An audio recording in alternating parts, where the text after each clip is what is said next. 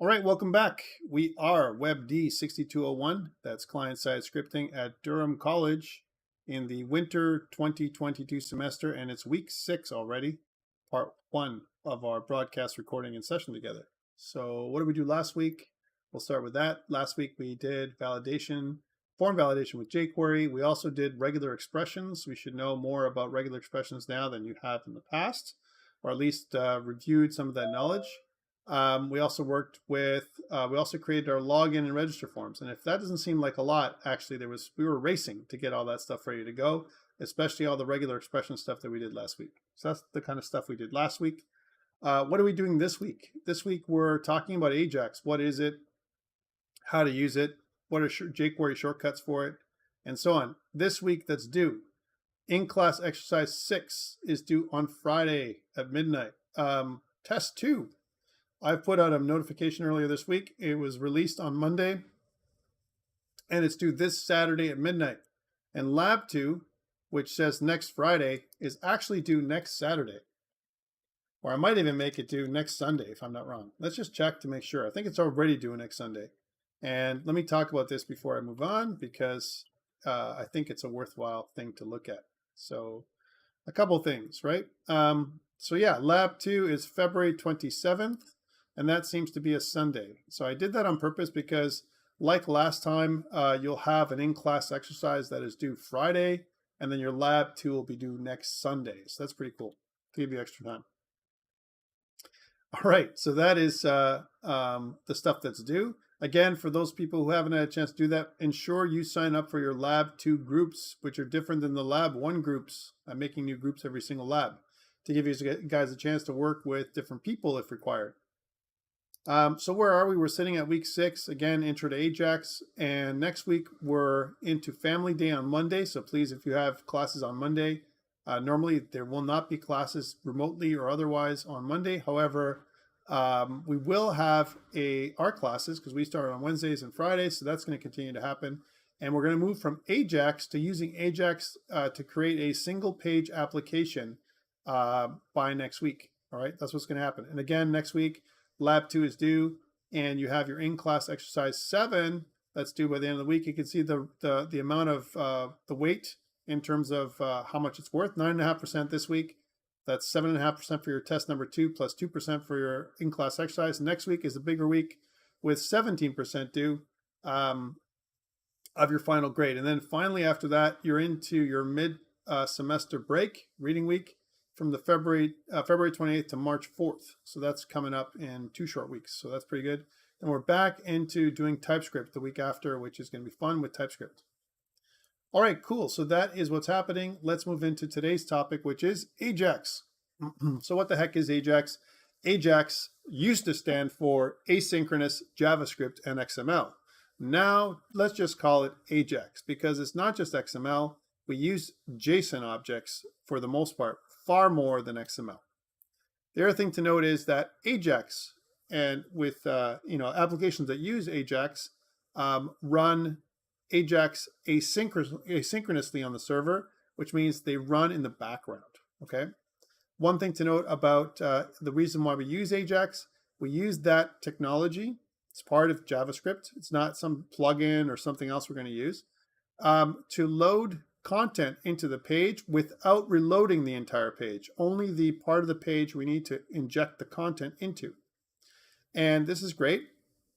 In order for this to happen, we create an XML HTTP request object, right? And we make a request that goes out to the server.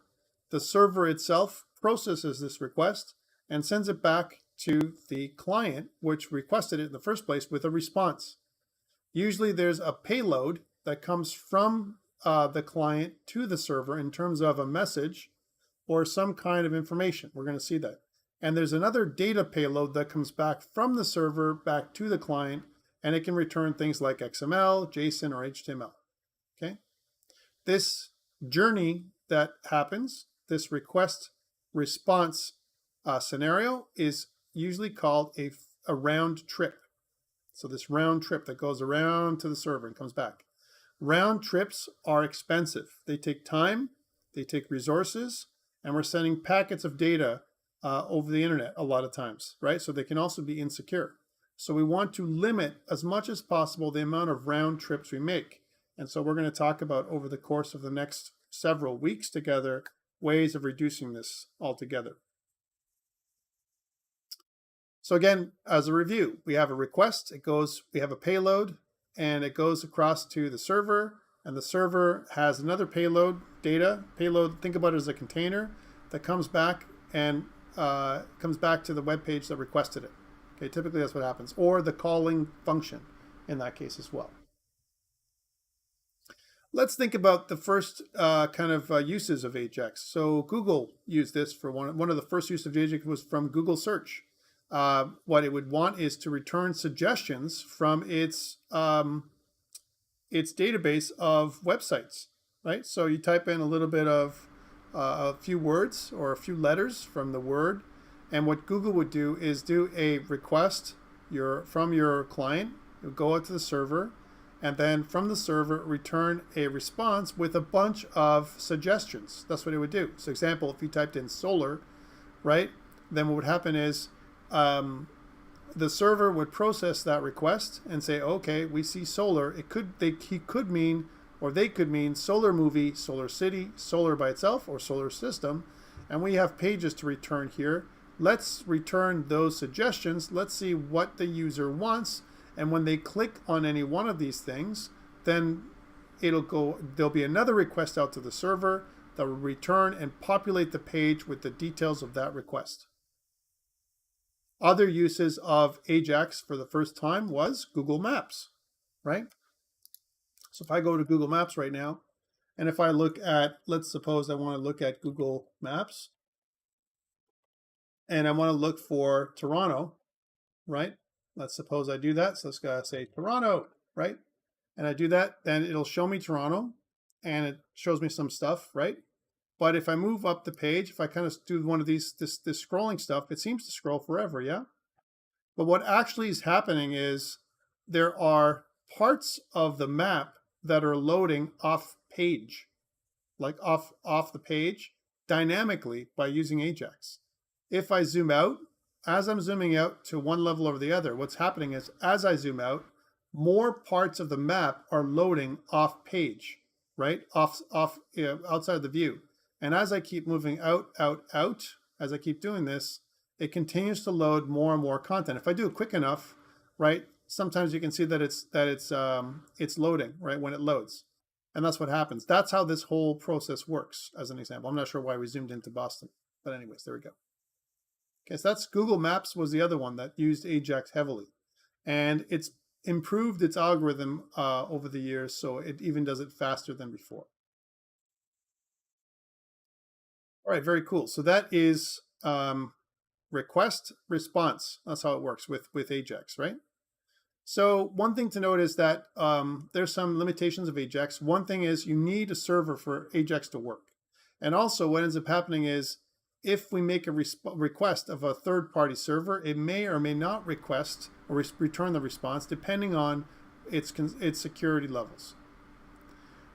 We also should talk about, while we're talking about Ajax requests, we can always, you can see your house, we can always talk about the difference between a web service and a monolithic web application.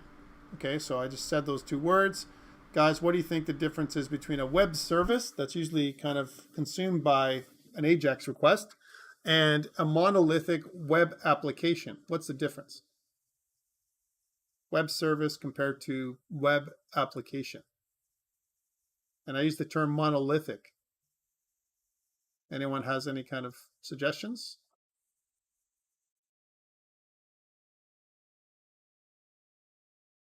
So let's think about a web service. A web service is like a smaller component. Imagine a web application, a large web application. It has different components. I might have some kind of component to log me in, a security service, all right? And the security service I'm going to write for every web application, yeah? Imagine if I write like 20 web applications and all of them have the same security service all over and over again, right? Then it might be possible, if they're related websites, that I write the service once and allow people to log in to the same exact interface. That component could be a web service, a little component that you can plug into your website. Okay, again, maybe not the best example, but that's one.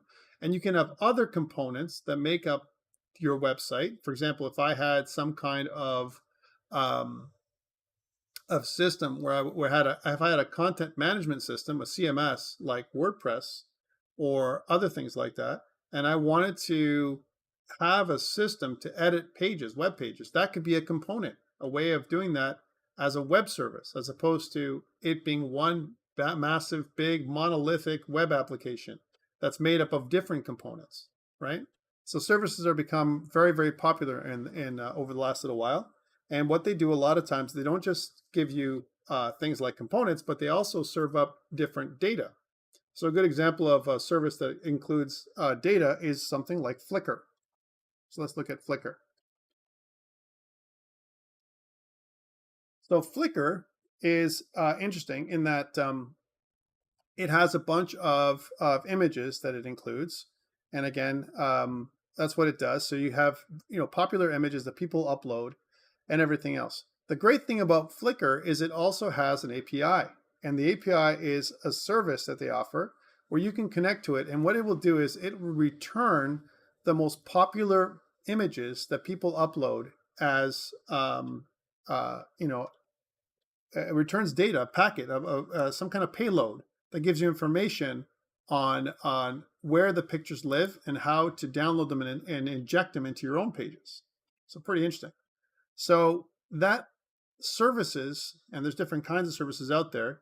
For example, the city of Toronto, city of Oshawa, different cities also have different services that they offer, where they offer an API, which is an application programming interface that gives you data about stuff as well. So really, really cool at the same time.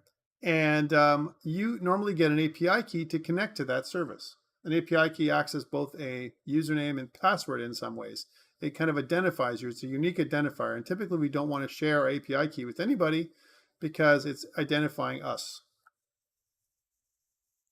All right, so that is web services.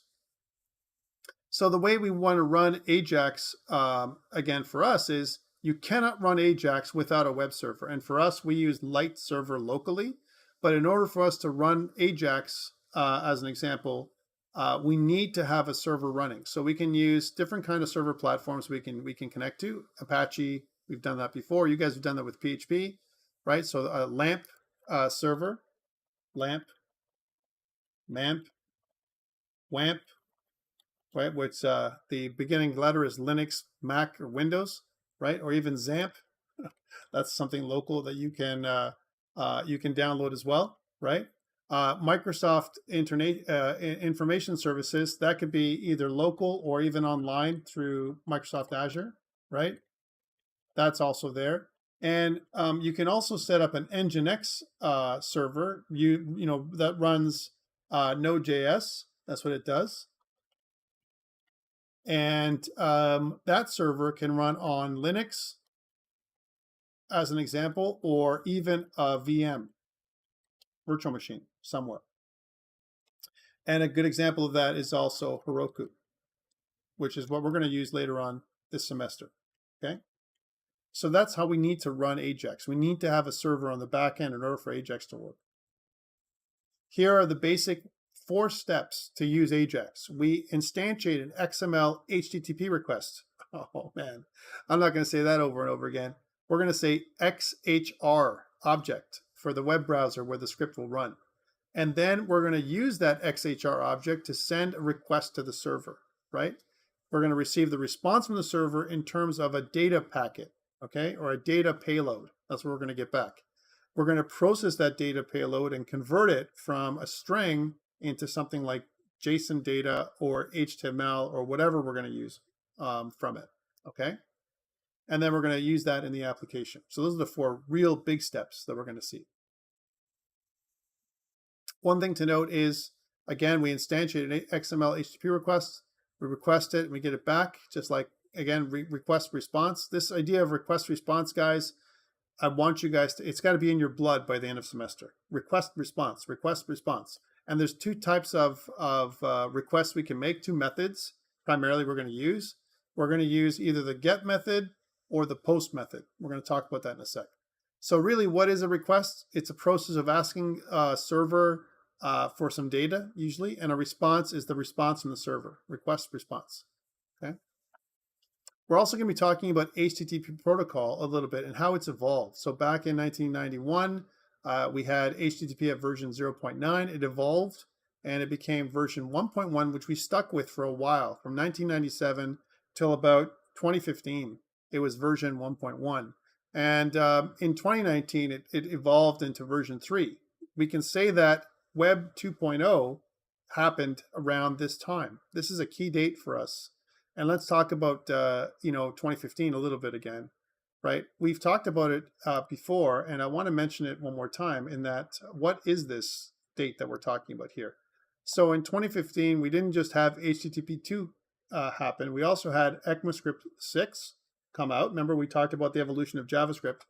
We also had MongoDB, so JavaScript on the database. We had Node.js, JavaScript on the back end, right? We had a lot of stuff happen in 2015. 2015 was kind of the evolution of our web applications in general. So this is the first big evolution. And then again, in September of 2019, we moved to version 3 of our HTTP protocol, right? Which is pretty cool. So I think, it's pretty great. And if we look up, let's just look up, kind of where HTTP is. So just as an interest, if I say HTTP version, right? And if I say version 3, as an example, where does that go? HTTP version 3. So you can see HTTP 3, right? Again, is the third major version that it talks about right here on Wikipedia. And as of February 2022, hey, that's this month, it's the protocol is an expired internet draft. So it's something that they wanted to do.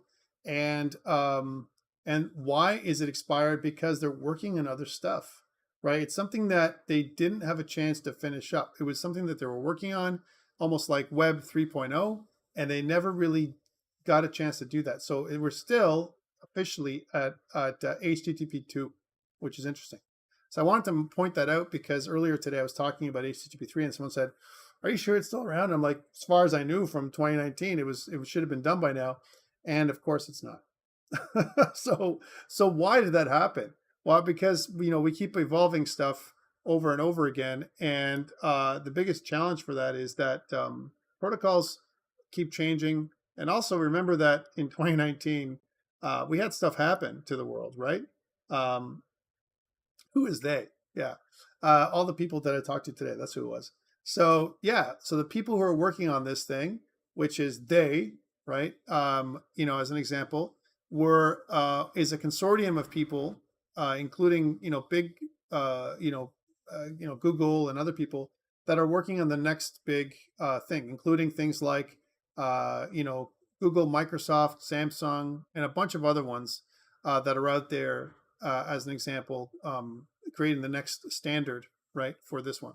So that's what it was. It was an internet draft that was coming up, and again, as of this month, actually, it expired, which is pretty crappy because I thought that for sure we would have had something new by now. But they're working on something else now, I'm sure, because I've been hearing rumors about web, the next version of the web and how that's going to change.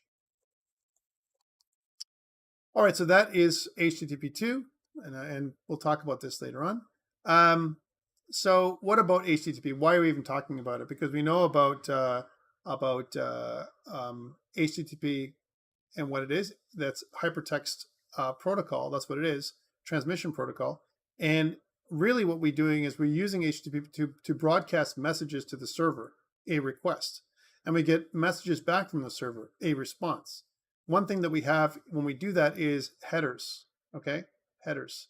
So there are 47 HTTP 1.1 headers. Let's see how many, HTTP 2 headers, how many are there, right? And if you look through, if I say something like number of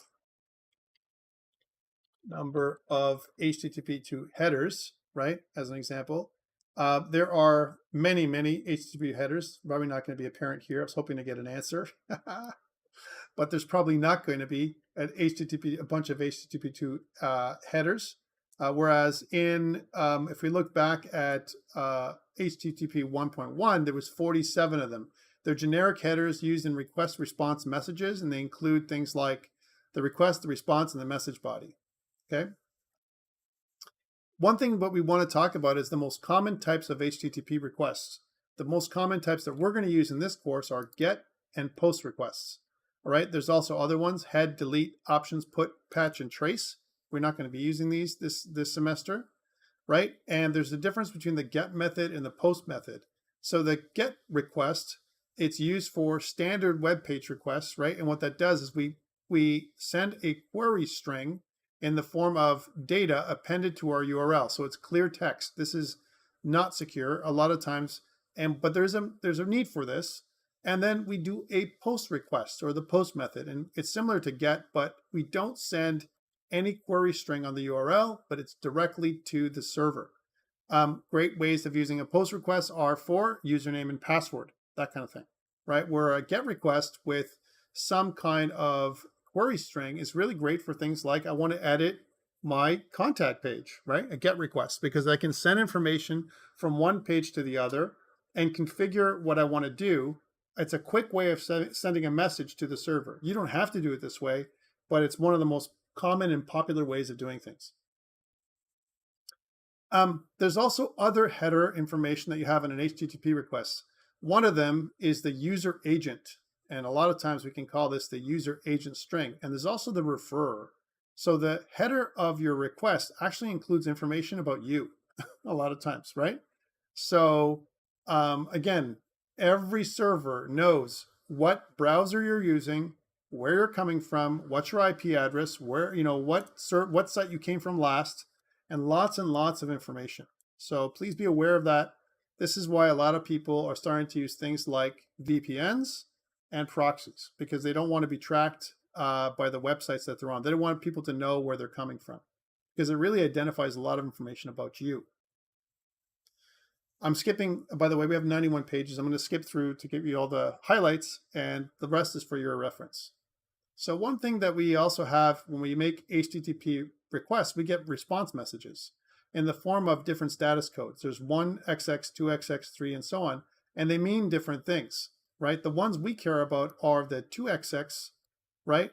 The 3XX, and the 4XX typically. If we get any kind of 500 level response, it's a critical server error. It usually means that something you did, the way you programmed your server, crashed it when a user accessed it, right? You don't want this kind of error ever, right? It's usually one of these is okay, right? And the most common, responses are 200, which is okay. This is the one we want for sure. We pretty much don't use 301 and 302. We don't see those a lot, right, anymore. We used to. But those kind of requests are if you've moved pages around, like these kind of requests here. We don't see these ones too much. 304 is not modified. So if I reload a page and I've already put some stuff in the cache, like the CSS and my JavaScript, then those things are unmodified. And if you remember, our light server shows 304s a lot because all we're doing is just, displaying the same information again. A 404, typically we don't want to see. This is bad because we haven't found a page, and but not nearly as bad as a server error. And like I said, server error, that would be extremely bad if we got this. We never want to see a 500 level error ever. That means something we did wrong on our end, okay? Or something that they did wrong if we're going to somebody else's website, okay? So this is not used. This we never want to see. These three are common, right? 404, where that number came from, and I think we've talked about this before, is the old British system a lot of times uses not when they refer to 0. So it's 4, not 4.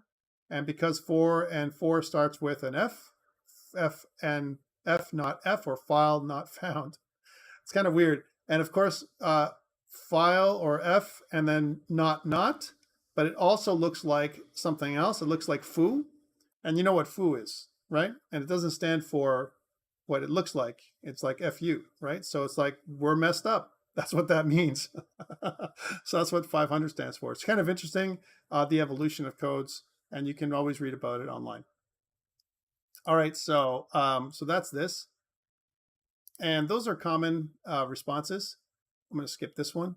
And one thing to know about, you know, in order for us to use Ajax, we want to use something called the XML HTTP request object. And the way to do that is, well, that object has several methods, okay? And let's talk about the ones we're not going to use, okay? So I'm just going to kind of talk about the least common ones, okay? So I'm just going to mark them with black box. So these ones we're not going to use. Okay, we're not going to use these ones. These are kind of grayed out, and at least in this course. And we're definitely not going to use this one. Okay, so those things we're not going to use. But the rest, open, send, and maybe abort.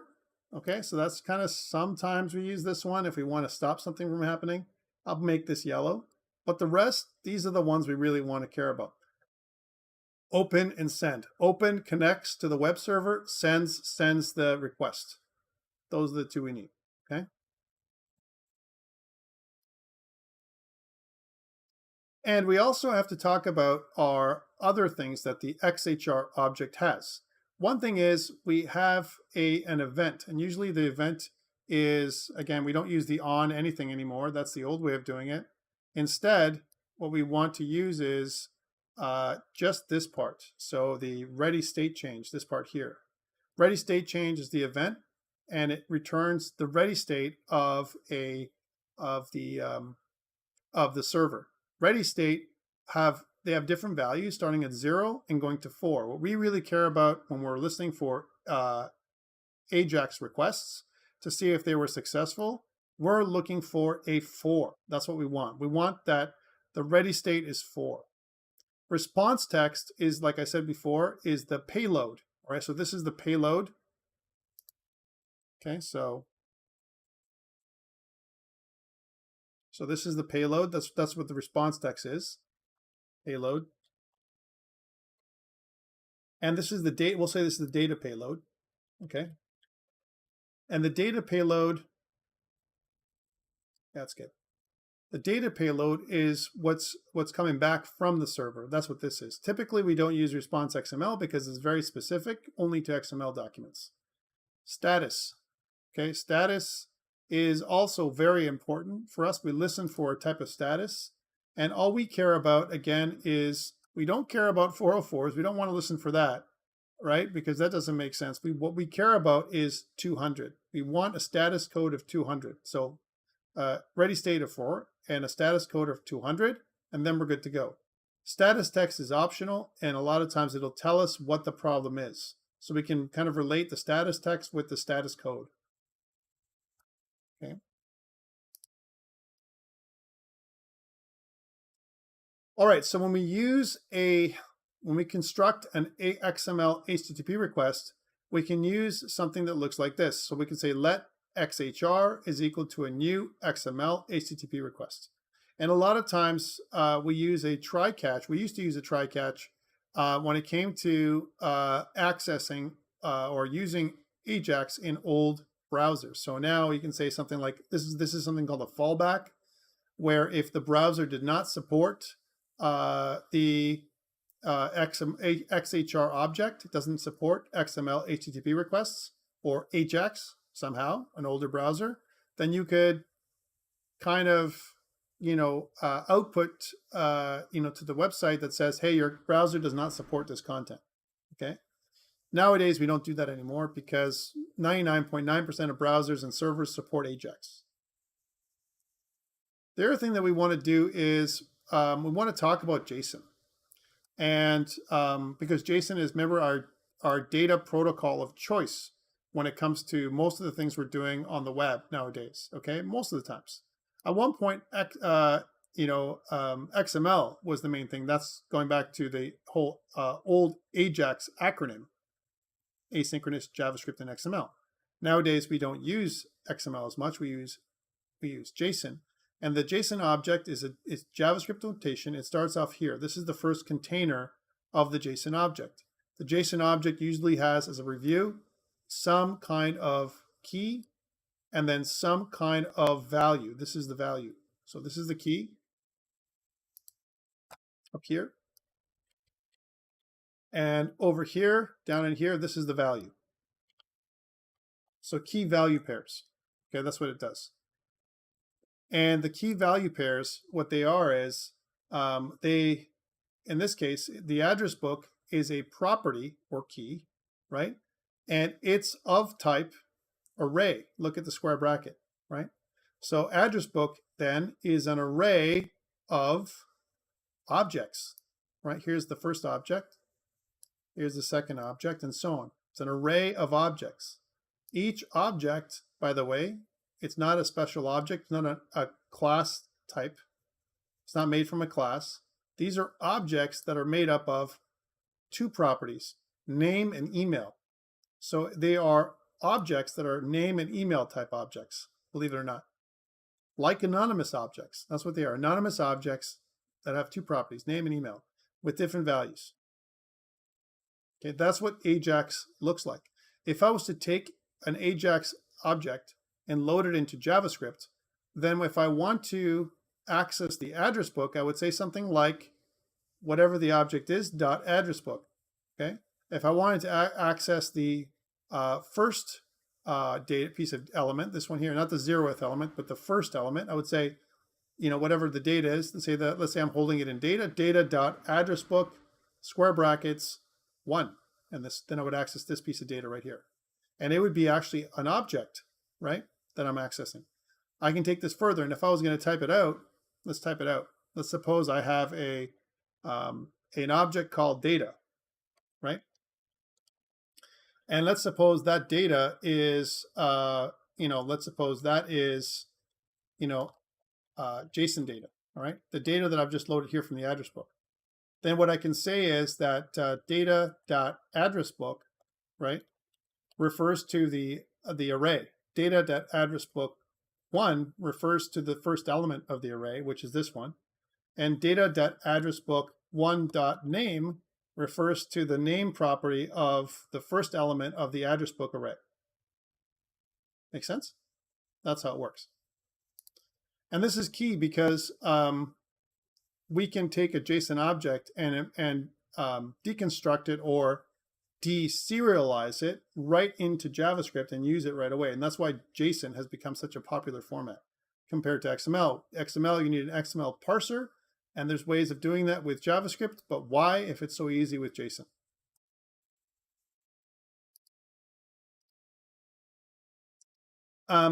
So again, we send a request to the server, and what we're waiting for is a response. And this is something that it would look like. Okay, so I've replaced some of the older content here with this new stuff. So again, let XHR is equal to a new XML HTTP request object.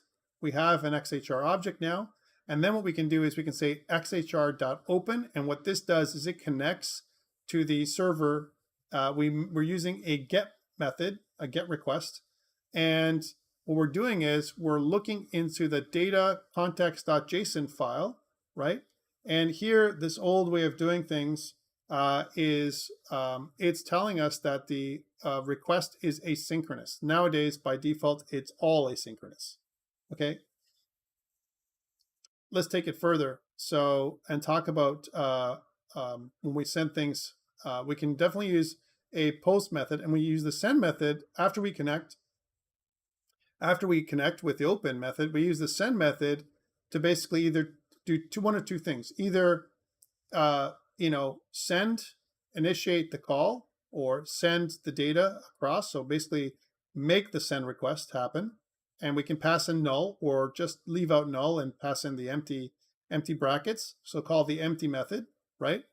Or we can use some kind of, we can pass along a message to the server, and the message could indicate to the server that it needs to do something, like filter. Let's suppose I want to use the XML HTTP request XHR object to connect to something like search.php, and I want to also send a little message to the server that says the search term is equal to Hill. Maybe the server is going to have some kind of PHP on the back end that's going to process this message and then return back only items in this from the database that match Hill, right? As an example. So again, there are two major properties we can use: response XML, again, not as oftenly used anymore, or response text. This is what's mostly used. And again, what we're listening for is a ready state of 4. Okay, that's the first thing we want to listen for, where there's different ready states. There's 5 ready states. And when we make a call to the server through Ajax, we make a request, right? Then the server goes through different states, right? And it goes through, okay, well, we're still uninitialized. Then we're getting into loading. We're loading from the server. Okay, finally reloaded the stuff that you've asked for. Okay, good. Now we're getting to the point where we're interacting and making sure that we're going to handshake and return stuff back from the server to you. We're not ready yet. And now we've returned everything back. You've kind of received the response. That's what 4 means. 4 is your request is complete. We've sent you the data. Okay? That's why we always listen for a ready state of 4. Okay? And that's what we can do. We can say, hey, let's make a new XHR request. And notice what I've done here is I've taken this function and modified it so that way you can see the most modern way of looking at this. I'm just going to make this stand out here. So this is XHR add event listener ready state change. That's how it would look. You're going to call this function, and then what you're going to do is if the XHR object's ready state is exactly equal to 4, then do something. Okay, that's the first thing we care about.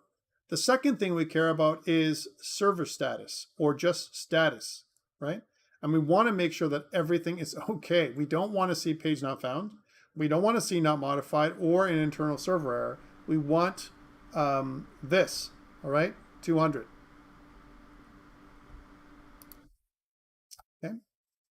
And so now let's take a look at the next state. All right, so again, we have an XHR request, an XHR object. We're going to listen for the ready state to change as an example. And then if my XHR object's ready state is exactly equal to 4 and the XHR status is 200, now we can do something. And what are we going to do? We're going to take that XHR object and output the response text to the console. Notice that the event is here, but meanwhile the connection and the send request is down here. Why? We make an event. The event is listening for the connection and for the send request. And when the send request is made, the event listener gets notified. Okay? So this is okay. We can do it like this by itself. But it'd be way cleaner if we put it into a function, like something like Ajax Call, right? Where I don't have to hard code my data URL. My data URL is like data/contacts.json here, right? I want to reuse this structure over and over again. And so what I want to do is I want to say, hey, let's go into make a function called Ajax Call, which is going to take a data URL. Okay, again, I want to make a new XHR object. I want to listen for the ready state change function to trigger. I want to use an XHR ready state, and I want to make sure that it's 4 and the status is 200. Those are the important pieces, right? And then I want to console log the response text. I want to connect to the server and send the request. And this is okay, but we can do better than this, because what if I don't want to just output to the console, right? But I want to do something with that data. I can't do it outside of here. It's only available in here. Why is it only available in here? Why is my data only available right here in this place right here? Does anyone know? I'm talking about it this whole time. Actually, this whole semester we've been talking about it in some way. So why is your data available only in here, in this part? Right? It's not available outside of this part. Why? It's not available down here. Okay, it's not available down here. It's not available up here. It's only available in here. Is that scope stuff? Like it's only in the function, right? Yes, but why else? It's not just scope. Why else is it only available in here? Think about it. Look at the structure. I'm listening for an event, a ready state, a change, the ready state to trigger, right? And then, right, when it triggers, I check for different states, right? If these are true, then I have my data. Remember, we're using asynchronous communications with the server. This means that we never know. We have no possible idea of when we're going to get our data back. We never know, right? So if I was to try and return our data, let's suppose I made an XHR object up here and I want to return it back out, and it wouldn't work at all. And the reason for this is because when I'm trying to read this object, it's just empty, right? The only time this object gets filled or it gets it becomes useful is after my ready state is 4 and both this must be true and my XHR status is 200. Both of those things must be true in order for me to have data. And this is what confounds people when they use Ajax. They're like, wait, what? How come my stuff didn't load? Because you're trying to access it somewhere where it hasn't finished loading yet. So this is a problem, right? And if I only have this Ajax call use a data URL, that's a problem. I need some other way of getting my data out of here. And the way that they recommend, which I agree with, is another parameter inside of the Ajax call function, which is the callback. Okay, now this screws people up. And I want to talk about the callback function a little bit because people don't understand how this works. So let's take a look at this thing. And I want you to tell me what is happening here. So here's the callback function. And here is where it's being called. How is this working? I want you to think about this for a second. Anyone knows? Can anyone tell me what's happening here? What is this? And then what is happening here? I know it's pretty simple, but I want you guys to verbalize it because it needs to go through your brain at least one time, guys. Anybody?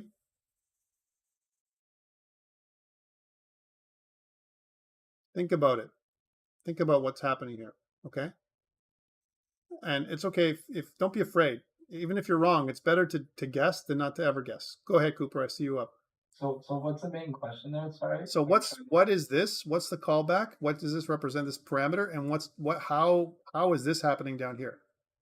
What's happening down here, right? What's the callback? What's this parameter in the function, and what is this? I think Will just answered that, correct? Yes, Will, you're absolutely correct. So Will answers for those people who are live on YouTube as well. We've got 4 watchers right now. So yes, callback is a function, and it's being passed as a parameter to the Ajax call function. So a function being passed as a parameter, right? And down here, I'm actually passing in the context data into the callback function. Now this callback function, right now, it's a generic call. So what I mean by that is, it's like I'm passing a reference to the calling function into my function, Ajax call, and then I'm calling that function, right? We're just renaming it here locally. So in the local, what's really happening here is in the local scope, that means inside of, from here, as an example, all the way to here. In the local scope, the callback, the function that's been passed into Ajax call as a reference, its name in the local scope is this, callback. It's like when I call callback contacts, I'm calling that function, whatever it's called. We don't know what the function's called. We just have a reference to it, a pointer. Okay, that's what's happening. And guys, this isn't anything new. You're going to see that we've been doing this the entire time. Actually, in our code, we've have an example of this the entire time we've been together. But this is tricky because when you look at this, you're like, wait, what? This is a function? How are we passing a function in as a parameter? That doesn't seem right, but it is. And it's not quite as easy to do this in C++, not exactly the same, nor is it so easy in Java. Right? Passing a function as a parameter to a function is not really possible the same way in Java, but it is possible in C# and in JavaScript and in Python, if I'm not wrong. Okay, so just things to watch in terms of the way it's functioning. But we need to do this or do something like this because the only place our data is available is in here, right? Inside of this place where we can check to see that the data has been loaded. The response has been accepted from the server. That's the only time. Otherwise, due to the asynchronous, kind of nature of request and response, that full, kind of that, round trip, We don't know when we're going to get our data back until we're here. We know here we've got our data by this point. If both of these things are true, we've got our data. There is another check here they use, which is if type of callback is exactly equal to function. And what this does is it's checking to see that the callback is a function before we send the information to our contacts. Okay. So that's what it does. And then this is the way you call it. You say, hey, Ajax call, I want to use this URL and I want to, oh, wait, what? What the heck is this? I'm using an anonymous function as the callback function. What? Can I do that?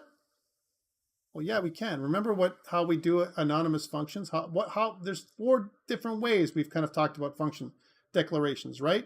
And let's talk about these function declarations together. So you can start thinking about this. If we say let, right? We can say let my function, right? This is one way, equal to an anonymous function. This is a way, is it not? Okay, this is an anonymous, we can do this as a function. And what other ways? We can also say let, right? Instead of my function, we can say my function or function. Here's another way, function, my function, oops, my function, right? That's also a way we can declare a function. That's the second way. Here's a more modern, new way. We can say my function, right, is equal to something that looks like this. That's also a way. That's another function, right? These are all ways of doing stuff, right? If you look at this way here, where you're saying that let my function equal to a function, those are the 3 different ways that we've talked about so far. This way here is really kind of like this way, right? Where we're saying, I want to declare a function that's anonymous. That's what this is, an anonymous function. When I declare an anonymous function, I allocate memory, right, as an example. And when I allocate memory, I return a reference to the memory location where this function lives, and I store it inside of this variable right here, my function. So really, when I do this, I'm creating an anonymous function and storing it somewhere, just like I'm doing here with this inline function. This is the 4th way. I can make an inline function, which is completely anonymous, no name, right?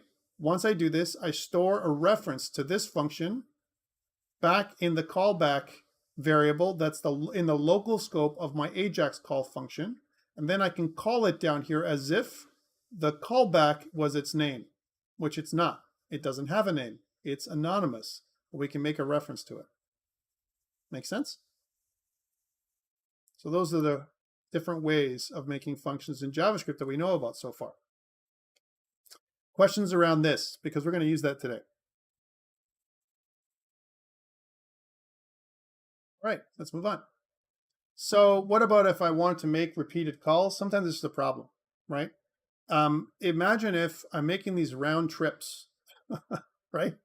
I can make these round trips over and over again to the server. And if I do it fast enough, if I have a function that makes a bunch of round trips to the server over and over again, I can get something that looks like a denial of service attack, right? Which is me trying to get information from the server as fast as possible. Like if I put this in some kind of loop or something like that.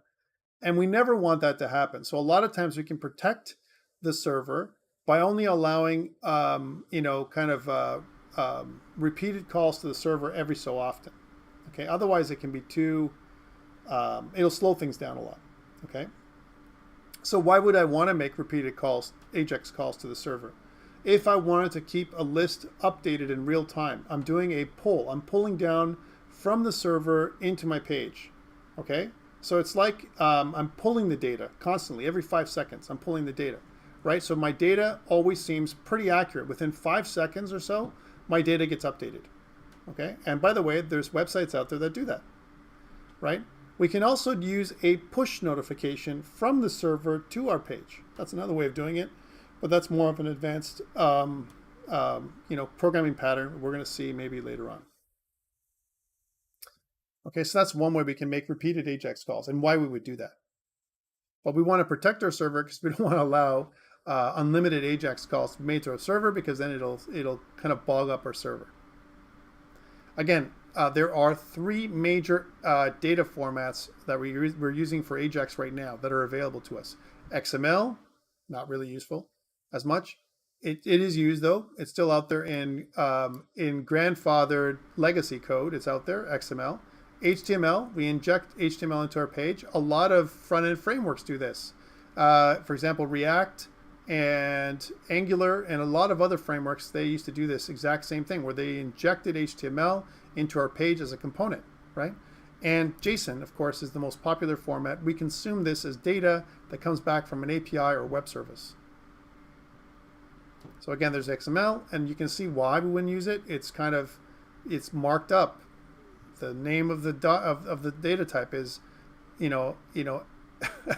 markup language, right? Extensible markup language. That's what it is, XML, right? So yes, it's markup language, but why would I want to decode this, when I can use JSON? The other one is HTML, and we're going to see today where we can take regular HTML and inject it as inner HTML in a page. And what this can do is reduce duplication in our page. For example, what we've had up until now is we have a nav bar that's repeating over and over again. We keep on doing this over and over again, right? And what if we could just have one place to have our nav bar, and we can have one place where we can maintain it, and we update our nav bar, it updates everywhere. That's what we want. And you've done that again before in PHP, perhaps in another course. But this, again, is the most popular data format because it slips right into JavaScript. We understand, JavaScript understands what JavaScript object notation is, and we can use it directly, which is pretty awesome. Right? So that's one thing to know. When we get a response text, a lot of times it's always a string, okay? And what we want is we want to convert it from a string to JSON, if you ever want to do that. That's the other way we want to do it. If we want to decouple it or deserialize the payload that comes from the server, we want to use this command, json.parse. It's built into JavaScript, and it parses the payload and makes it into JSON, if we ever want to do that, okay? So that's what we're going to do there. All right, I'm just going to move forward with some of this stuff.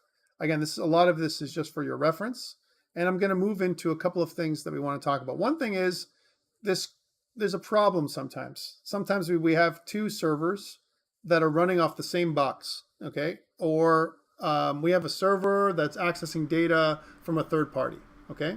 As an example. And sometimes we'll get these issues, right? One issue we might get is something called, JSON with padding. We get that back from another server. So we can use something called JSONP for this, right? And it's basically the same origin. So if I have, as an example, two servers, I have a front-end server. Let's say, for example, I'm running Angular or React, and a back-end server, I'm running Node.js or Express, right? And I'm running two of them on the same box, on the same physical server, right? So let's say I have a computer, I'm running two servers at the same time. What happens is because you're going you're kind of accessing data in the same origin, it flags it as a security problem, like it's a virus potentially, right? So it shuts it down. And what it is cross-origin resource sharing comes up as an issue. It flags this as a CORS problem. And what we want to do is we want to conquer this by saying, it's okay, this is not a cross-origin resource sharing problem. We can have this kind of data. And you can flag Ajax in order for us to do this properly. I will talk about this more in the second part of the semester when we start accessing, when we create our own Node.js server on the back end. All right, I'm just going to keep going here. And I want to move to this part, Jquery shorthand methods for working with Ajax, okay? So we've been talking about built-in methods native to JavaScript. We can also use some shorthand methods that are built into Jquery. We've been using Jquery last week. Why not think about it this week? Well, if you do a $.get, we make a GET request. This is pretty simple. A $.post, we do a POST request. And a lot of the inner workings, the stuff that we talked about, like ready state, is 4 and our status is 200. We don't care about that stuff because Jquery does it for us, right? Positives and negatives, okay? Positives and negatives. And there's some methods that we might be able to use for working with Ajax. Here are some of them. Load. So the load method, without using, $get or $post, we can load HTML data directly with the load method and inject it where we want to. .get, .post, and .getJSON are either a generic get or post request, or specifically loading JSON data, so we don't have to use the Json.parse. Right? Again, it's trying to save you steps. That's what this is doing. And an example of the load request being used is we can say, okay, let's say we target, hey Jquery, I want you to find all elements that have an ID of solution, and I want you to load solutions.html and inject it into the inner HTML of those elements that you returned. So one-liner that does a lot of work for you, okay? So problems with this approach, with any of these things, is you don't know what's happening on the back end. You don't get any responses. Jquery does a lot of it for you, the heavy lifting, and it's great if you want very quick kind of connections, right? Notice how they're used, right? So the .get method, I want to get my manager.php, getManager.php, that's the URL, right? I want to use a filter, name is Agnes, and I want to pass in a callback function called showManager, which is going to show the manager with the name of Agnes inside of, as an example, this using the get request. I can also use a getJSON, which is, okay, I'm going to look at the team.json file, and I want to have some kind of callback function here where I do something with that when I get success. Right? So data is what is coming from the server. That's what's coming in here. So again, a few different ways of using the same thing. And last but not least, what I want to talk about is some, these are, you can also use data or Jquery Ajax. The Jquery Ajax method is a generic method that you can build more complex queries. But if I'm going to go there with complex queries, I might as well just use native JavaScript nowadays. It's so easy, and you'll see what I'm talking about in a second. On that, any questions before we move on to the code? Because we're going to do the code part now for the remainder of the session together. Because that's enough theory. Sorry, I just think back at Conan the Destroyer. Enough talk, right? We want to do some coding now. Let's do it. So how do we do that? And by the way, if you have a question, stop me, because I'm going to go on to this part now. So here's section 3, and we want to bring up Visual Studio Code, and we've kind of done part of this already in the other sections, but I want to kind of drag section 3 in there. There we go. And one thing we always want to do, the reason why I dragged in section 3 is we were working remotely last day with my little laptop, and here I am on my desktop, and well, we probably want to do a pull. Why? Because I've done some changes on my laptop that don't exist on my desktop. We're going to do the same thing on Friday when I pull from the stuff into my laptop that we did today in my desktop, right? And the reason for it is because I have 2 different computers I'm using, and it's a good idea before you do anything to pull from GitHub. Okay, that's the first thing. Next, now that I've pulled from GitHub, let's go into section 3, and I want to copy ICE5 and make it ICE6. Again, make a brand new folder called ICE6. And then in ICE6, I want to grab everything from ICE5, copy it. And I want to, except for the node modules folder, let's copy that again, and move it into ICE6. So it instantly goes there. And then what I want to do is go back into our code, and I want to only go into ICE6 now. There we go. So specify, so focus on ICE6. We don't have a node modules folder. Let's load it with yarn. So I'm going to say something like yarn install, which is going to kind of pull down our node modules folder. By the way, it's way faster to do this than to copy it in your operating system, because your operating system has to index all those thousands of files and then copy them over. So please don't do it that way. Do it this way, right? And then we need to copy some main things, like in our package.json. Well, now we're sitting at ICE6. So let's change that. Save. And you know what? We're also going to change our README file, because you guys have a README file. So this should say, oh, wow, we didn't change this. ICE6. We forgot to do this last time. Bad me. Right? There we go. And we got our ICE for ICE 6. That's nice. And now we can put this up on GitHub. So let's go up one and we'll say git add dot git commit -m, and we'll say added project files for ICE 6. And then git push, which is going to push all that up to GitHub. Now we're up to date. Cool. And just to start off, we always want to start off with light server. So let's go into ICE 6 and do a light-server. Notice that when I use light server, before I show you the page, you can see clearly what's happening here. I'm getting 200s. 200s is status code okay, and a bunch of 304s, which is, hey, Tom, you already have this stuff in your browser. It's been cached. We're not loading anything new. That's what 304s mean. And it's watching the files. Here is our page, and you can see what we have so far. Control-Shift-J puts us into our console. That's the quick way of getting into our console now. Cooking. We're cooking, guys, right? And I'm going to move back into our code now into VS Code. Here's our VS Code. So what do I want to do here? What I want to do is I want to use Ajax for the first part of our in-class exercise to load our header into every page. That's what my goal is so far for today. All right? How do we do that? Let's start with the page we're going to load. Let's make a new page. We'll call this header.html, right? And for what I'm going to put into the header.html, I'm going to go into a login page. And the reason why I'm using login and not index is because index has a nav link active for the home link, but login, because it's a generic nav bar that I use, I remove that. And in my login, I have a header element, and inside there I have a nav bar. And I just want to take the nav bar portion, that's right here, and I want to copy it, and I want to go into my header.html and paste it. So in my header.html, all I have is a nav bar. Doesn't mean I have to only have a nav bar, but right now, all I have is a nav bar. And my nav bar is, nothing is active. Nothing, no nav link is active here. Okay? Let's put this up on GitHub. So again, I'm going to put it up step by step so you can see everything.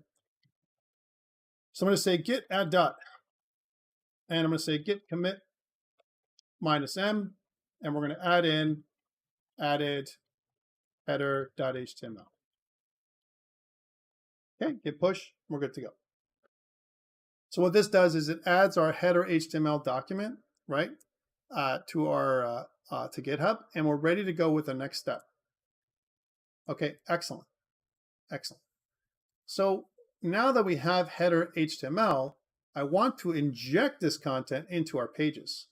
Let's test this by going into my index.html and removing everything that's inside of my header. So get rid of all this. Bold. We're being bold here and pressing save.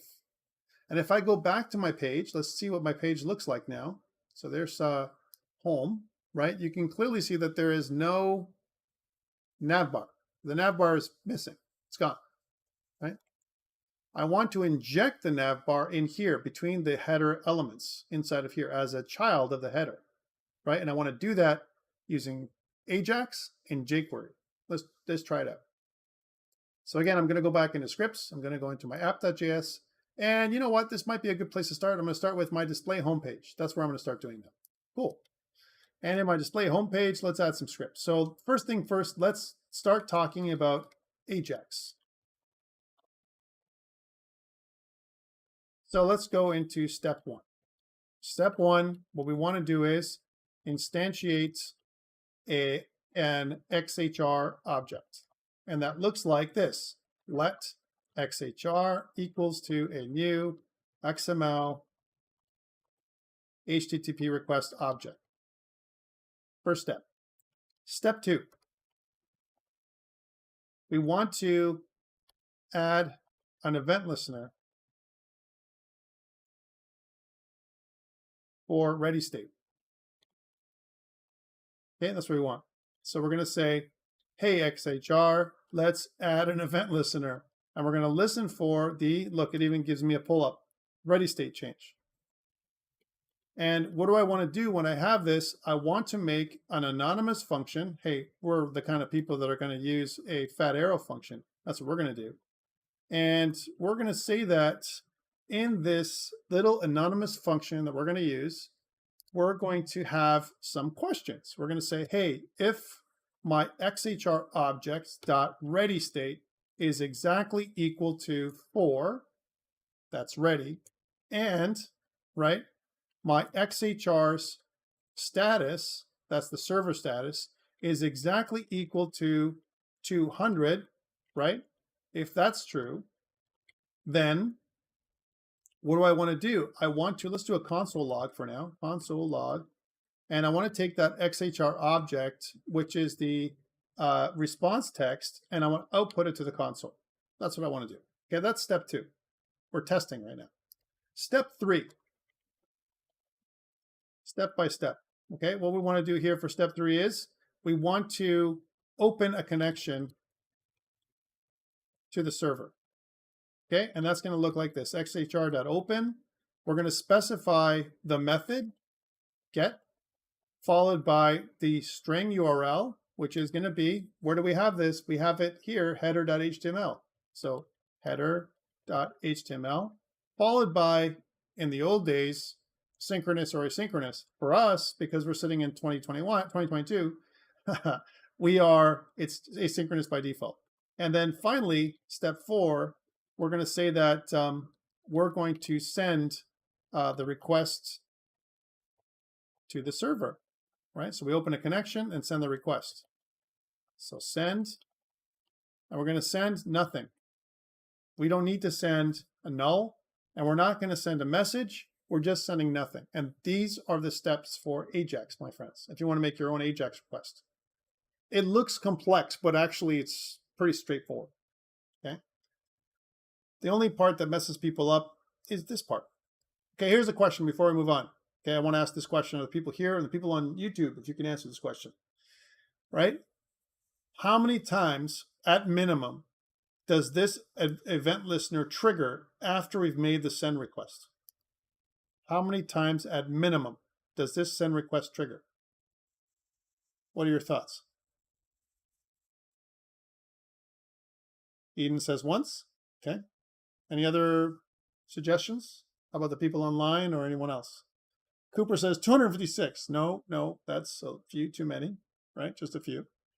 How about another response? How can we figure out the number of times it would respond on average, minimum number?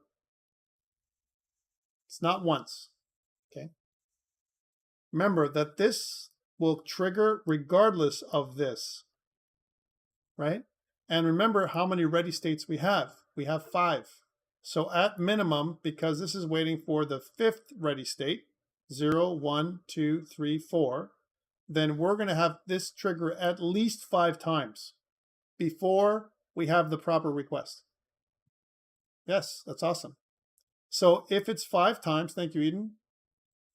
If it's 5 times at least, that means we can get every ready state if we want to. We can get the ready state where we're loading, we're not ready, now finally we're ready. And we can give that information to the user in the form of loading. It's loading, and then we're ready if you really want to, okay?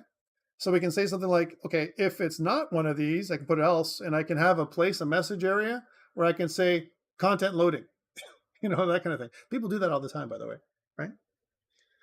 All right, cool. So this is okay. And let's see if it works though. Let's say save and go back out to this. And hey, look at this. In the console, we have all this stuff. So it totally worked, right? We loaded the HTML document and put all the contents in the console. Wonderful. Okay, that's great. That's fantastic. That's incredible, right? Is it? And then what we want to do now is, well, what if I want to inject this onto the page? How do I do that? Okay, I want to use the XHR response text, and I want to convert it to HTML now. Well, let's use this. But first, let's do this. I want to say, well, how do I find where I want to put it? I know that in my index.html, we have a header element. Okay, so then let's find it with Jquery. Say, hey, Jquery, let's find that header element on the page. All header elements, there's only one. And what I want is I want to change the HTML content of that element to our XHR response text. Let's put that in there. And if I was to do this, we don't need to do this anymore. And if I save, and if I go back out to the page, then ta-da, there's our same thing, right? And if I refresh, you can see that for a second, like a bit of a second, a fraction of a second, we don't have anything up there. And then we have it again. Just FYI, okay? Nice, excellent, right? We loaded the page, that's great. How do I change, right? Thanks, Bill. How do I change the, each of these things here? So I got home, product, services, about us, and contact us. And I want to indicate that home is where I am at as a breadcrumb, or I want to highlight this link. How do I do that? Well, I need to get access to that link. And if I look as an example at the login page, or let's look at header actually, which is the exact same thing, there is no ID to target home. I could add an ID to each of these things, but wow, imagine if I had 50 links, 60 links, 100 links, 200 links, right? Inner HTML only works for native JavaScript. You could use native JavaScript, but that is an issue. A for loop, Eden says, yeah, I could add a for loop. I could loop through or iterate through each one. But how do I identify only one of them? I want to only identify one of them to target. And remember the differences between each of these items. All anchor tags inside of list items, inside of ULs, inside of div tags, inside of nav bars, I mean, you can go crazy with selection and specificity, but we can do better than that. Okay, let's go back to our app.js and think about this. Okay, here's how we're going to do it. We're going to say, hey, jQuery, I want to find all anchor tags that are inside of list items. And let's output this to the console. Let's output this to the console. I want to find all anchor tags that are inside of list items, okay? And if I go to the console, you can see that I exactly got those. And you can see if I hover over there, I got these 4 or 5 links. There we go. There's 5 links for you, right? See that? Okay, good. So I got the links, but now I want to be even more specific, okay? I want to go further than this, okay? So now I know I can get all of the anchor tags, all the links in the, kind of in the header. Cool. But how do I specify that I want a link that is the one I'm looking for? We can use a filter. Filter we can use is something called contains. And we can look for a specific thing that it contains. I want to look for a piece of text that it contains that is called home. Okay, what does this mean? Well, if I look at my header, home is right here. So that is the anchor tag. I'm looking for an anchor tag that's inside of a list item that contains home in the text area, right? That's how I'm targeting, okay? Key value pairs, exactly, in some ways, right? So that's what I want to do. And then once I've found home, then what do I want to do? I want to add a class that is called active. That's how I do it with jQuery. And if I did that, if I go back, ta-da, not only do I have it, but it's highlighted. Doo-doo, right? Pretty smart. Oh, this is okay. But what if I wanted to use this same concept, not just for home, but for every link that's inside of here? And I would have to copy this one line over and over again, exactly, except for this one piece right here. If ever you have an issue like that, you know you need to use some kind of interpolation here. The only way this can work is, I know it does save time, doesn't it, Cooper? We can change this to a template string. Let's change it to a template string. We can do that with jQuery. And inside of this area, we're going to inject document.title. That is okay, right? Why document.title? Well, because our index.html has a title called home. And inside of our header.html, the link is also called home. There's going to be some problems with products and services because it says our products and our services. So to be proactive, let's just change those two things, our products and our services. Later on, we'll come back and we'll have another way of hooking onto this as well, our services. our products, our services. That's the only change I'm making to the header right now. Okay, and it's just for convenience, not because we can't find another way. We want to contain the exact text we're looking for: our products, our services, about us, contact us, home, right? And what we want to do here, right, as an example, is when this works, right, we want to make it work for everything. Let's see how this is actually going to work. So again, going back up, hey, look at that. We're good. We're golden. All right, so now that we know it works for one, let's put this up on GitHub. So again, we're going to say git add dot, git commit -m, and we'll say injected header.html into index page. Git push. Nice. Excellent. Let's do it more generically now. So this is good. We're good. But we have an issue. And the issue that we have more than anything else is that it's just way too specific. This thing is way too specific that we're doing. We want generic stuff that we can use, where you can reuse our code everywhere. Write once, deploy everywhere is the way we want to think. So at the top of our code, right before any other function, we want to make a brand new function called Ajax Request. Similar to what we did in the PowerPoint, right? I want to do something similar. And here are the parameters: the method name, okay? The URL, and also the callback. Okay, but before we move on, I want to document it. So I want to use document this, and I want to change my parameter types here and document this to indicate what I want. I want a string for the method. I want a string for the URL, and I want a function for the callback. All right? And in here, I'll say something like, this function uses Ajax to open a connection to the server and returns data payload to the callback function. Say the data payload. Okay? That's what it's going to do. And that's our little documentation. All right, that's the first part. Let's grab this code, and we're going to be bold. We're going to grab all this and cut it out. Cut. I'm going to go over here inside the Ajax function and tab in so we can kind of make it nice, and paste. There it is. And inside here, we want to start replacing stuff that is specific with stuff that is generic. Method is this one. So open with this method. The URL is this one. We're going to change the URL to this URL. And now the callback. The callback should go right in here, but we have some code.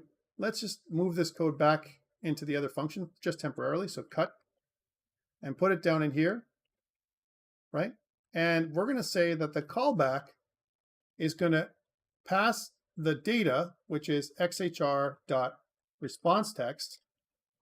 I want to take that and pass it into the callback function. And that, my friends, is the Ajax request. Okay, it's a generic function we just made that we can handle any Ajax request. Some things that the book recommends, that I recommend as well, is to confirm that the callback function that we're getting is actually a function. And we can do that by saying something like, if and only if our callback, so type of, and just like to refer back to it, we want to say that if type of callback, let's go back to the PowerPoint for a second to show you this. And this is the only difference that I've made from the previous sections. I want to show you this because it's not something I missed, but I think it's a good thing to keep track of. Right, so we go back to this.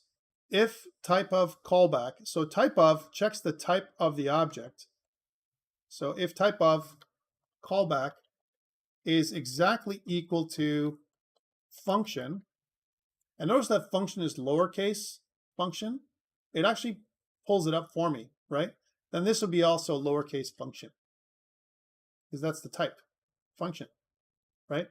If type of callback is exactly equal to function, then and only then do I want to use the callback function. But what if it's not? What if the user sends me something else that's not a callback function, right? What if it's not that? Then I should return an error. I should say something like, let's, return out something like a null or undefined or something like that, right? I could also just, populate an error, right? So something like else, I could do an else. This is bad, but I could do this. I could say if it's a function, do the callback.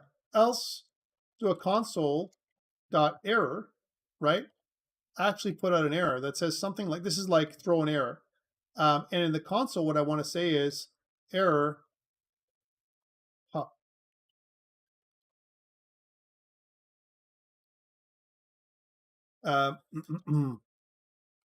callback, not a function. I know that doesn't mean anything to anybody else, but to me and to you, it means something. Callback, not a function. So it tells me that it specifically tells you what it is. Callback, this callback thing is not a function, right? Because there's no other way of knowing, right now in JavaScript. Later on, when we use TypeScript, it'll complain like heck, right, if callback's not a function. Notice now I can hover over there and it'll tell me the types. And it'll even tell me the type of return. The return type is void. See? Okay, cool. That's a better way of writing the function. Okay, so now that we have this, let's use it. So down in here, we can write the Ajax call. So we can say something like, hey, Ajax request. I want to pass in a method, which is get. And I also want to pass in a method, which we'll call a string URL, which is the header.html. And my callback function is an anonymous function, right, that we're going to use to call this stuff right here, right? And this is our first iteration of it, Ajax Request. Let's see if it works. And if it does, well, is it going to work? It's not going to work. And it's not going to work because it says, I don't know what XHR is. Oh, yeah, that's right. Because we're trying to access XHR here and we don't know anything about it. We really mean, let's get data from the, the Ajax request and pass my data into the HTML. And you're going to be like, wait, where'd that data come from? We're writing the anonymous function. The anonymous function requires data, a parameter of data. It requires, that's what we're saying here. We're making an anonymous function that needs a data parameter. Cool. Okay. We're taking a reference to this anonymous function and passing it back into our callback parameter right here. The callback parameter is going to rename that anonymous function to callback here and call it if it passes this test, which is if type of callback is equal to a function. If it's a function, then call the function, the callback function, right? And pass in some data to the data property, right? That's how this works. All right, let's see if this works now. Save and go back out. And yay, it works again. Awesome, right? Okay. And let's put this up on GitHub. And then I want to ask you guys if you get it. Because this is where it becomes a little murky for some. Git add dot. Git commit -m, and we'll say added the Ajax request function. And that's what it is. It's a utility function. Git push. Awesome, right? How are we doing? Does everyone get what I'm doing here? Because this is the first step. If you don't get this part, then you won't get any other thing. What about the guys here, the people that are physically here with me and on Zoom? And then I'll also wait for the people on YouTube. I think I got the gist of it. Like, I think I'm good to keep going, but it's right? definitely more thought-provoking than the other stuff has been, at least. Like, well, think about what I'm doing, right? This is the weird stuff right here, this anonymous function here, which is what we saw here, right? Inside of this thing right here. This is exactly what I just did, right? And a smart person from earlier today said, wait a minute, Tom, but this doesn't make any sense. What if I want to use this thing to inject or to use the Ajax request, not just on this one, but every single page? Isn't that what you said? Yes. And so I can't make this anonymous. I have to make this a named function. Let's do that. And what will we call this function? Something like load header. Let's try that. So say function. We'll call it load header, right? And we'll pass in some data, right? Whatever that data is.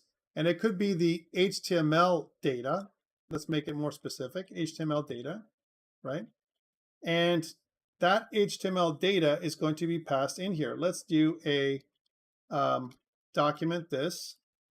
And we're going to say that the HTML data is of type string. That's what we need, right? And it is and it isn't. It's actually of type HTML. So if I like type HTML and I go here and I hover over, it's like it's HTML, right? So that's kind of a weird thing because I don't understand what this is. Well, it is HTML in some ways, right? But let's get back to this in a second. We're going to convert it to HTML.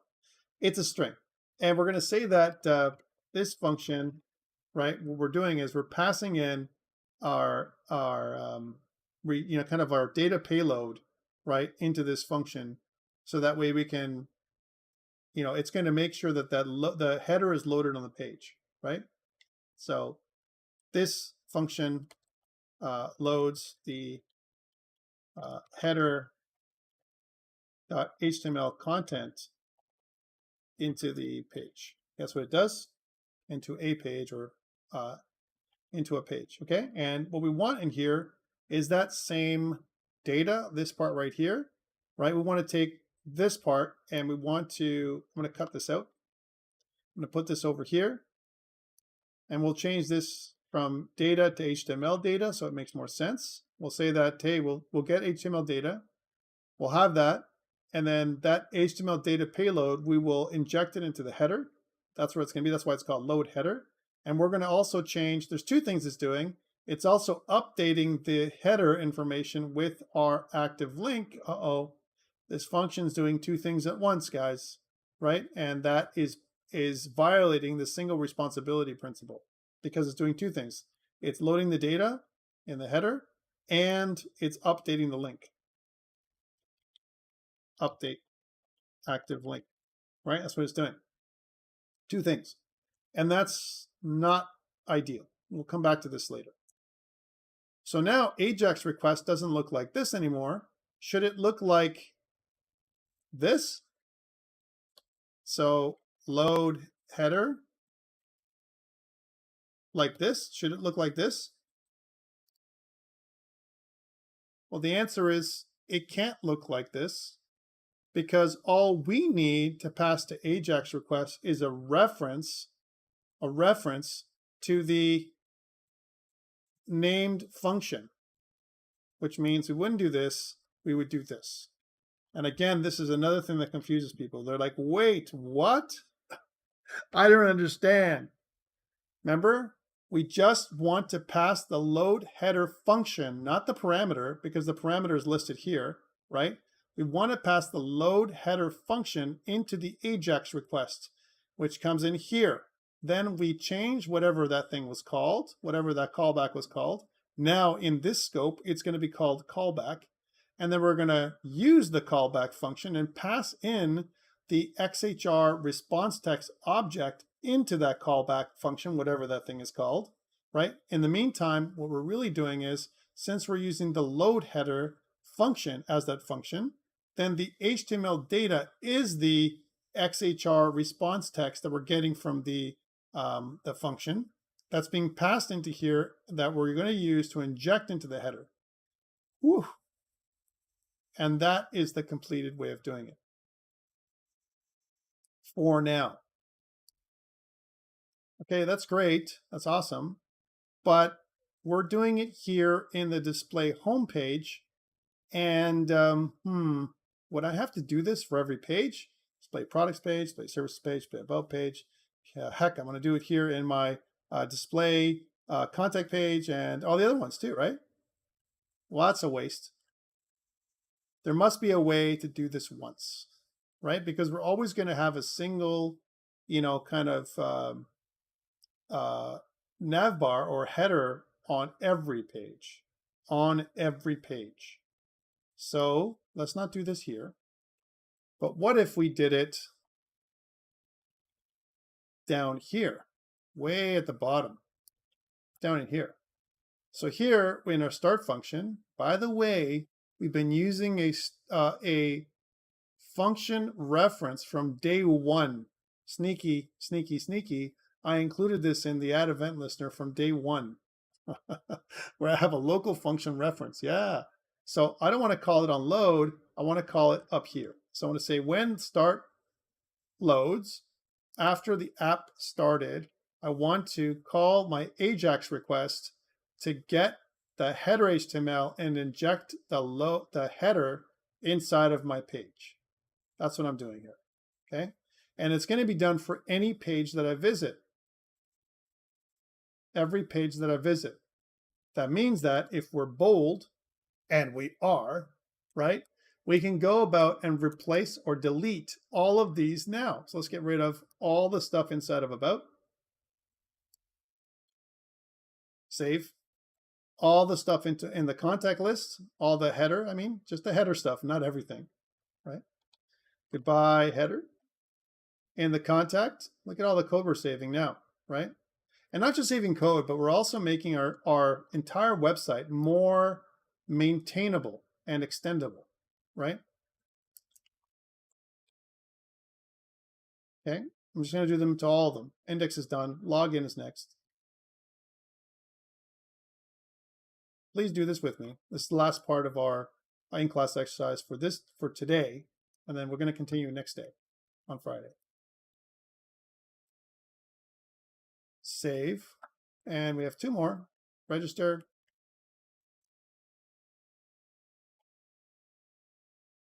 And services. Now it's clear that every single page, right, has no header information. And what I'm doing is I'm injecting the header by using Ajax. If it works, if this little code works right here at the top, and this may be confusing to you, be like, wait, I don't understand. How does this work for every page? We haven't even displayed the pages yet. Yes, you're right. But every page, every single page calls app.js. And because every single page calls app.js, then in app.js, we wait for the page to load, and then we have a reference to the start function that's for our add event listener method. And we're going to call the start function, which kind of goes here, outputs app.start to the console, and then performs the Ajax request for that page. Every single page has a title, about us, contact us, whatever. And every single page will have a header element loaded, right? That's empty. And every single page is going to have my header data injected. That's how it works. Let's save that, and let's save all. Let's make sure that at the top here, I'm saving all. And then I can go back out here to my page and try it out. Let's go. So our products, right? Our services, about us, and contact us. All of them compute. So does show contact list and the edit page, as well as the login and register pages. Here's login and register. All the pages work now. The thing with the login and register pages, there are no links for it. And even when there's no links, Jquery does not error out, right?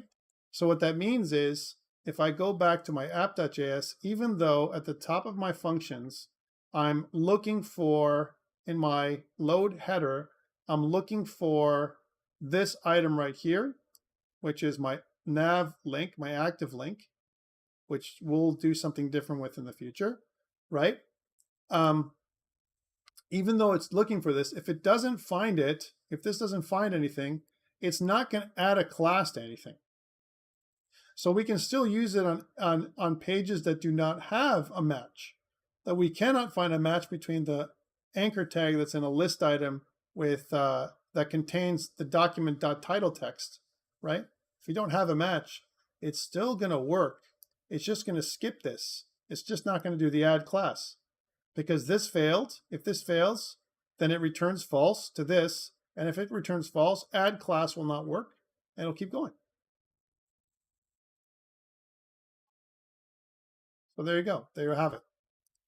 Let's put this up on GitHub, and that's the end of today in terms of our requirements. So again, clear git add dot, git commit -m, and we'll say added or injected header.html on every page.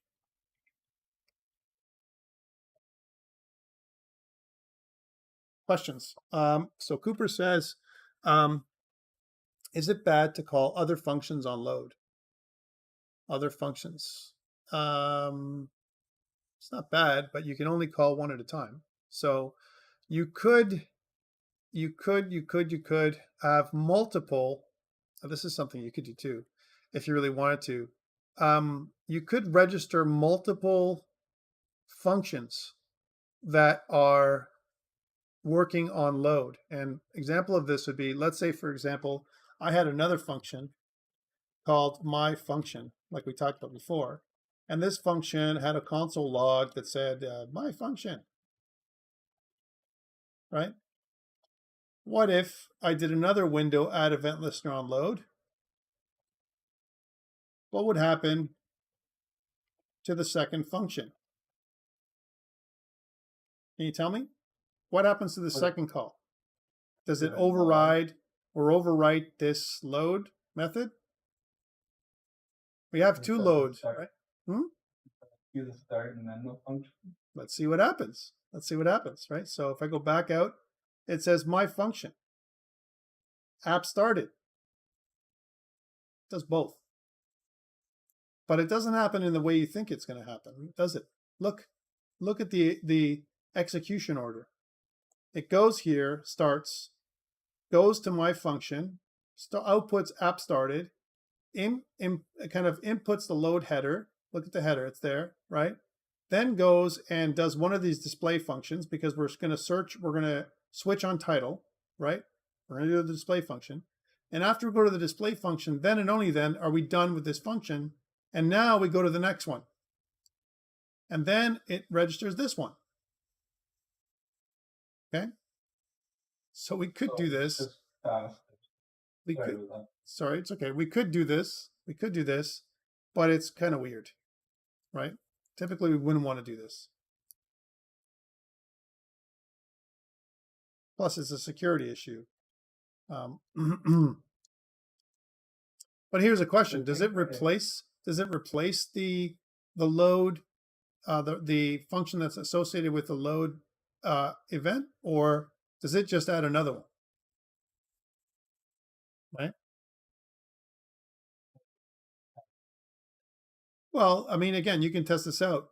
Try and add 2 click events to a single button.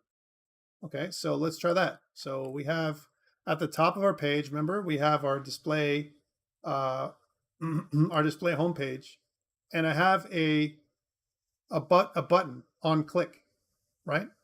What if I did 2? So I said, okay, I want to, every time I click, I want to not just say, you know, I don't want to just do one of these, but I want to do something else. And let's just not go to the next page just for now. Let's do 2 different messages. So console log, first on click, and we'll do a second on click. And let's see if both trigger every time. That's the way you know. Okay. So 2 event handlers on the same button, the same event, with 2 different functions, because these are 2 different function references. Okay, 2 different function references. So let's see what happens here when I click the button. Oh, wait, first, second. Okay, first click, second click, first click, second click. And you can see that it's going to click both times. It's going to, both functions are going to trigger. So that means I can register as many functions on the same event as I want. And sometimes this solves problems, right? Because maybe I want one function to do one thing and the other function to do something else. Again, weird, but you could do that. JavaScript allows it.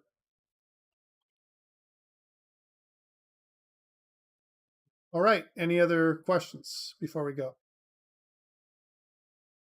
Yes, talk to me, Eden.